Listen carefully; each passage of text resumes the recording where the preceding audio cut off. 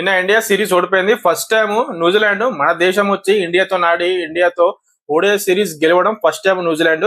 అలాగే first time మన కూడా ఇండియా ఓడిపోవడం. కానీ నిన్న చాలా మంది స్టార్ ప్లేయర్స్ అయితే మన నుంచి చాలా మంచి పర్ఫార్మెన్స్ ఇచ్చారు, చాలా మంచి పోరాటం చేశారు. దాంట్లో విరాట్ కోహ్లీ నెంబర్ 1. అండ్ దాని తర్వాత హర్షిత్ రాణా, నితీష్ కుమార్ రెడ్డికి మంచి ఛాన్స్ వచ్చింది. అండ్ హర్షిత్ రాణా కూడా తనకున్న హేటర్స్ కి నిజంగా వాళ్ళందరూ నోర్లు ముగించేసిండు. అండ్ న్యూజిలాండ్ ఏ విధంగా ఆడి మన పైన గెలిచింది. అండ్ మనలో ఉన్న మిస్టేక్స్ ఏంది, చాలా మిస్టేక్స్ అయితే ఉన్నాయి మన ఇండియా నుంచి, అంటే మన ప్లేయర్స్ నుంచి చాలా మిస్టేక్స్ అయితే ఉన్నాయి. ఆ మిస్టేక్స్ అండ్ మనలో ఆడిన ఆట తీరు and Virat Kohli century, Harshit Rana half century, Nitish Kumar Reddy half century, వీటన్నిటి గురించి ఫుల్ క్లారిటీగా మనం ఈ వీడియోలో తెలుసుకుందాం. చాలా ఉంది మాట్లాడేది. వీడియో మాత్రం హైలైట్ ఉంటుంది, జబర్దస్త్ ఉంటుంది.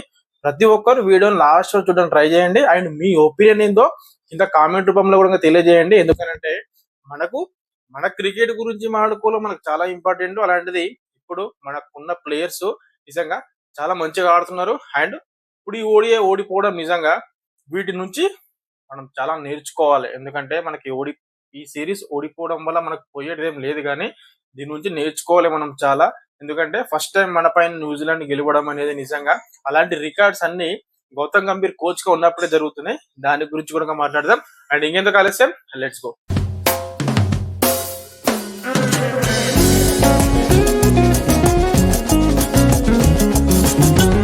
Hello, welcome back to Kiran crazy reviews. First of all ప్రతి వీడియోలో కూడా చెప్తున్నా, చాలా మంది మన వీడియో చూస్తున్నా కానీ లైక్ చేస్తలే, సబ్స్క్రైబ్ చేసుకోవట్లేరు. వీడియో నచ్చితే ఖచ్చితంగా లైక్ చేయండి, సబ్స్క్రైబ్ కూడా చేసుకొని పెట్టుకోండి. అండ్ ఇప్పుడు మనం మెయిన్ గా మాట్లాడేది నిజంగా ఇండియా ఎక్కడ ఓడిపోయింది, ఇండియా ఎక్కడ లాస్ చేసింది, అంటే ఎక్కడ మిస్టేక్స్ చేసింది.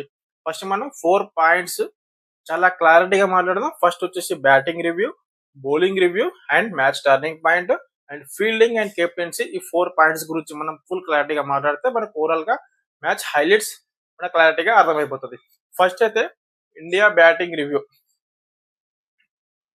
ఇండియా బ్యాటింగ్ రివ్యూ గురించి మనం మాట్లాడదాం. ఫస్ట్ న్యూజిలాండ్ బ్యాటింగ్ చేసినా మన వాళ్ళు చేజింగ్ చేసారు కాబట్టి ఫస్ట్ న్యూజిలాండ్ బ్యాటింగ్ కాదు, మన ఇండియా బ్యాటింగ్ గురించి మనం మాట్లాడదాం. ఫస్ట్ ఎందుకంటే విరాట్ కోహ్లీ ఫ్యాన్ గా ఫస్ట్ విరాట్ కోహ్లీ గురించి మాట్లాడదాం అనిపిస్తుంది. ఎందుకంటే ఒక వీరుడు, ఒక పోరాట పటిమ ఉన్న ప్లేయర్ నిజంగా విరాట్ కోహ్లీ. నిన్న ఆడుతా ఉంటే మగధీర సినిమాలో ఒక సీన్ ఉంటుంది చూసిర్రా, 100 మందిని చంపుతాడు రామ్ చరణ్. సేమ్ అదే విధంగా విరాట్ కోహ్లీ నిన్న ఒక సైడ్ నుంచి ఆడుతా ఉంటే మిగతా వాళ్ళ వికెట్స్ అన్ని పడిపోతా ఉన్నా ఒక్కడే అక్క నిలబడి నిజంగా న్యూజిలాండ్ ప్లేయర్స్ గుండెల్లో ఇంకా భయం కనిపిస్తా ఉన్నది. మనకు మ్యాచ్ చూసిన ప్రతి ఒక్కరికి తెలుస్తా ఉంటది. ఖచ్చితంగా విరాట్ కోహ్లీ లాస్ట్ వరకు ఉంటే మ్యాచ్ గెలిపించేస్తాడు అనే నమ్మకం వాళ్ళకి. ఖచ్చితంగా విరాట్ కోహ్లీ క్రీజ్ లో ఉంటే మన ఇండియానే గెలుస్తుంది అనే నమ్మకం మనకి అందరికీ ఉన్నది. కానీ నిన్న మ్యాచ్ ఓడిపోయిన విరాట్ కోహ్లీ ఎన్నో కోట్ల మంది ప్రేమను గెలుస్తూనే ఉన్నాడు. ఇది కొత్త ఏం కాదు. విరాట్ కోహ్లీ నిజంగా ఎంఎస్ ధోని కెప్టెన్ గా ఉన్నప్పుడు పోరాడుతూనే ఉన్నాడు, తను కెప్టెన్ గా ఉన్నప్పుడు పోరాడుతూనే ఉన్నాడు, రోహిత్ శర్మ కెప్టెన్ గా ఉన్నప్పుడు పోరాడుతూనే ఉన్నాడు, అండ్ ఇప్పుడు శుభ్మన్ గిల్ కెప్టెన్ గా ఉన్న పోరాడుతూనే ఉన్నాడు. నిజంగా సెల్ఫ్లెస్ విరాట్ కోహ్లీ.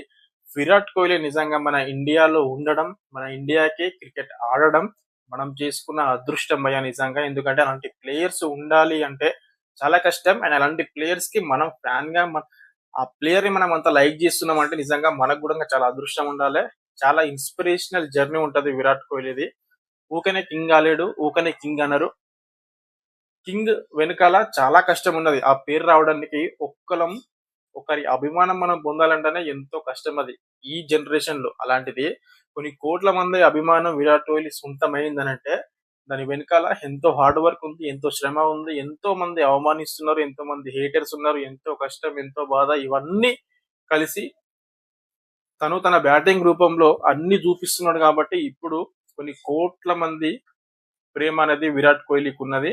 నిన్న మ్యాచ్ ఓడిపోయినాం మనం కరెక్టే, కానీ మ్యాచ్ గెలుస్తాము, లాస్ట్ వరకు కూడా మనం మ్యాచ్ గెలుస్తాము, విరాట్ కోహ్లీ క్రీజ్ లో ఉన్నాడు అన్న నమ్మకాన్ని క్రియేట్ చేసిండు విరాట్ కోహ్లీ.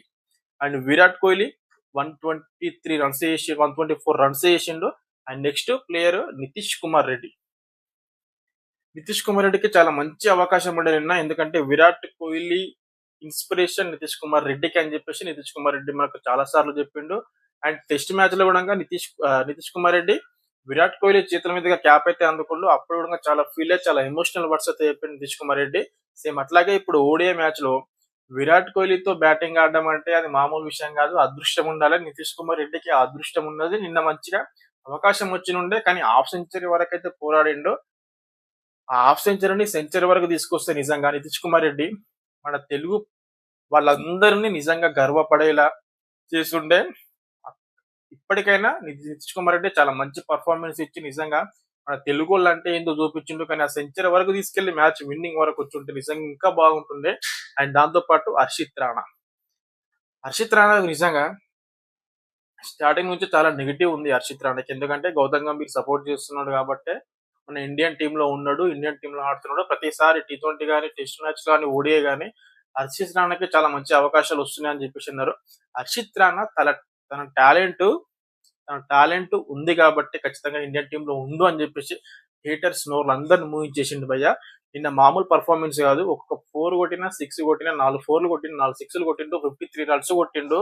ఒక్కొక్క 6 చూస్తా ఉంటే నిజంగా మొత్తం ఇండియన్ ప్లేయర్సే కాదు మనం చూసే వాళ్ళకు కూడా క్లాప్స్ కొడుతున్నాం. ఎందుకంటే ఆ విధంగా ఆడుతున్నాడు. అండర్ ప్రెజర్ లో ఆడాల మ్యాచ్ అంటే చాలా కష్టం. అసలు ఇంత ఈజీనా? నిజంగా విరాట్ కోహ్లీ ఆపోజిట్ లో ఉన్నాడు కాబట్టి క్రికెట్ ఆడడం ఇంత ఈజీనా, 6 కొట్టడం ఇంత ఈజీనా అన్నట్టు ఆడారు నిన్న నిజంగా విరాట్ కోహ్లీ గానీ, రోహిత్ శర్మ అది హర్షిత్ రాణా గానీ మామూలుగా ఆడలే నిజంగా. హర్షిత్ రాణా హేటర్స్ అందరినీ తన ఫ్యాన్స్ గా మలుచుకున్నాడు నిన్న పర్ఫార్మెన్స్ తో అని నేను అనుకుంటున్నా. మరి మీరేమనుకుంటున్నారు కామెంట్ చేయండి.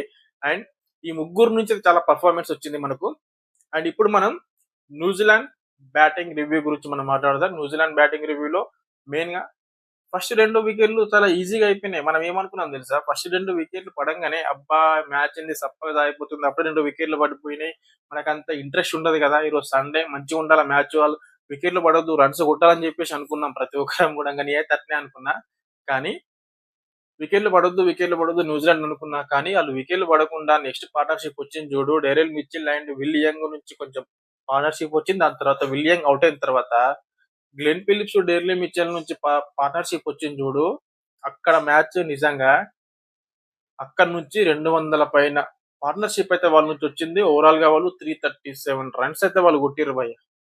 ఇద్దరు సెంచరీలు చేసుకున్నారు. అండ్ డెర్లీ మిచెల్ నిజంగా ఇండియా అంటే ఎందుకు అంత ఇష్టమో తెలియదు కానీ ఇండియా పైన ఖచ్చితంగా మంచి పర్ఫార్మెన్స్ ఇస్తారు డెర్లీ మిచెల్. అందుకే ఓడిఐ ర్యాంకింగ్స్ లో కూడా ఆ పొజిషన్ లో ఉన్న టాప్ 5 లో ఉన్నాడు కాబట్టి మామూలు ప్లేయర్ కాదు డేరియల్ మిచెల్ నిజంగా. అండ్ గ్లెన్ ఫిలిప్స్ కి నిన్న సెకండ్ సెంచరీ, ఇప్పటి వరకు ఒకటే సెంచరీ ఉండే గ్లెన్ ఫిలిప్స్ కి, ఇప్పుడు ఇండియా పైన ఇంకో సెంచరీ చేసింది కాబట్టి టోటల్ గా ఇంటర్నేషనల్ లో 2 సెంచరీస్ మాత్రమే అయితే ఉన్నాయి గ్లెన్ ఫిలిప్స్ కి.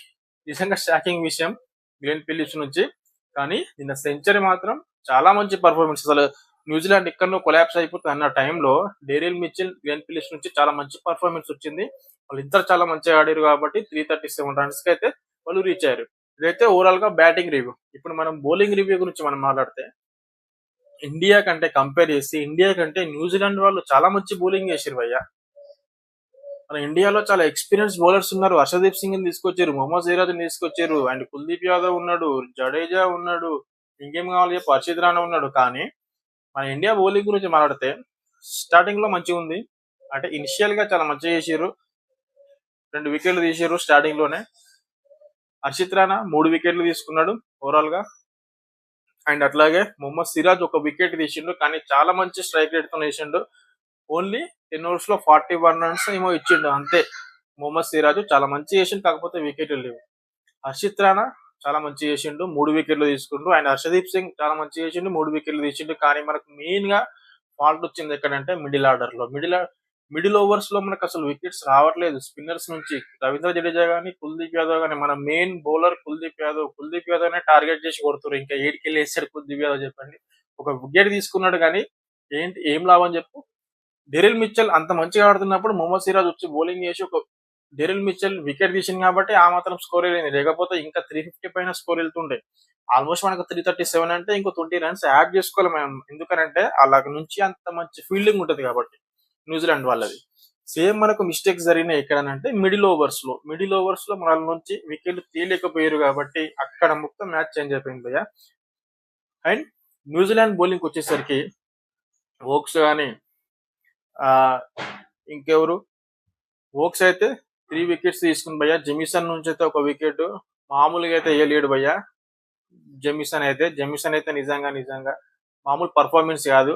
అండ్ వోక్స్ కూడా 3 వికెట్స్ తీసిండు. అండ్ స్పిన్నర్ మామూలుగా వేయలేడు భయ్య. మామూలు బౌలింగ్ కాదు, జబర్దస్త్ బౌలింగ్. మంచి స్ట్రైక్ రేట్ తో వేసిండు. 40+ రన్స్ అయితే ఇచ్చిండు ఓవరాల్ గా 10 ఓవర్స్ వేసి. అండ్ గ్లెన్ ఫిలిప్స్ ని నిజంగా 8 ఓవర్స్ వేసిండు. గ్లెన్ ఫిలిప్స్ ని అటాక్ చేసి ఆడేది ఉంటే కానీ అక్కడ మిస్టేక్ చేసి మన వాళ్ళ నుంచి పర్ఫార్మెన్స్ అయితే బౌలింగ్ కానీ ఫీల్డింగ్ కానీ చాలా మంచి పర్ఫార్మెన్స్ అయితే ఉంది. న్యూజిలాండ్ కూడా మనం క్రెడిట్ ఇవ్వాలి, వాళ్ళు కూడా మంచి ఆడారు కాబట్టి. అండ్ ఇప్పుడు మ్యాచ్ టర్నింగ్ పాయింట్ గురించి మనం మాట్లాడదాం. మ్యాచ్ టర్నింగ్ ఎక్కడ అయిపోయిందని అంటే మెయిన్ అక్కడే న్యూజిలాండ్ నుంచి డేరిల్ మిచెల్, గ్లెన్ ఫిలిప్స్ వీళ్ళిద్దరి పర్ఫార్మెన్స్ ఎక్కడైతే వాళ్ళ పార్ట్నర్షిప్ చాలా మంచి క్రియేట్ అయిందో అక్కడనే మ్యాచ్ మొత్తం టర్న్ అయిపోయింది. ఎప్పుడైతే 300+ స్కోర్ వాళ్ళు కొట్టిర్రో అక్కడనే మనం చేజ్ చేసేటప్పుడు ఖచ్చితంగా చాలా కష్టమవుతుంది.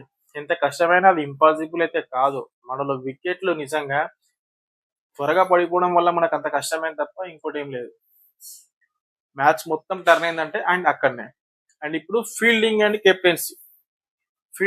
కెప్టెన్సీలో ఎవరు కెప్టెన్సీ మంచిగా చేశారు compare to Shubman Gill and Bracewell. నిజంగా బ్రేస్వెల్ ఫీల్డ్ లోనే లేడు. తర్వాత డేరిల్ మిచెలే మంచి కెప్టెన్సీ చేసిండు. బౌలర్స్ ని మంచి రొటేట్ చేసిండు. వాళ్ళ బౌలర్స్ నుంచి కూడా ఎప్పుడు స్పిన్నర్ లా వేయాలి, ఎప్పుడు ఫాస్ట్ బౌలర్లు వేయాలి, చాలా మంచి క్యాలిక్యులేషన్ చేసి మంచిగా వేయించిండు. కాబట్టి చాలా మంచి బౌలింగ్ వాళ్ళకి పడ్డది, చాలా మంచి ఫీల్డింగ్ కూడా వాళ్ళు చేశారు. న్యూజిలాండ్ అంటేనే తెలుసు మనకు అందరికి.